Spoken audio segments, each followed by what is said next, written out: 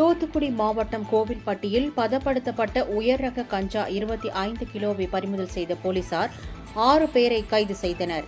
கோவில்பட்டியை அடுத்த மூப்பன்பட்டி பகுதியில் கஞ்சா பதுக்கி வைத்து ரீபேக்கிங் செய்து சொகுசு கார்களில் கைமாற்றப்படுவதாக போலீசாருக்கு ரகசிய தகவல் கிடைத்தது. இதை அடுத்து அந்த பகுதியில் ரகசியமாக கண்காணிப்பில் ஈடுபட்ட தனிப்பிரிவு போலீசார் மூப்பன்பட்டி சுடுகாடு அருகே போலீசாரை பார்த்ததும் அதிவேகமாக சென்ற காரை மடக்கி பிடித்து அதில் சோதனை செய்தனர். அதில் பதப்படுத்தப்பட்ட உயர் ரக கஞ்சா இருந்தது தெரியவந்தது.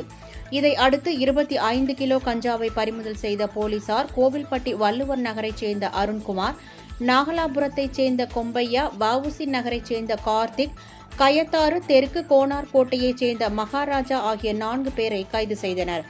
இதேபோல் ஐயர் சுடுகாடு அருகே கஞ்சா விற்பனையில் ஈடுபட்ட பாரதி நகரைச் சேர்ந்த கரண்குமார், வஉசி நகரைச் சேர்ந்த சங்கர நாராயணன் ஆகிய 2 கைது செய்து அவர்களிடமிருந்து 1 கிலோ 300 கிராம் கஞ்சாவை பறிமுதல் செய்தனர்.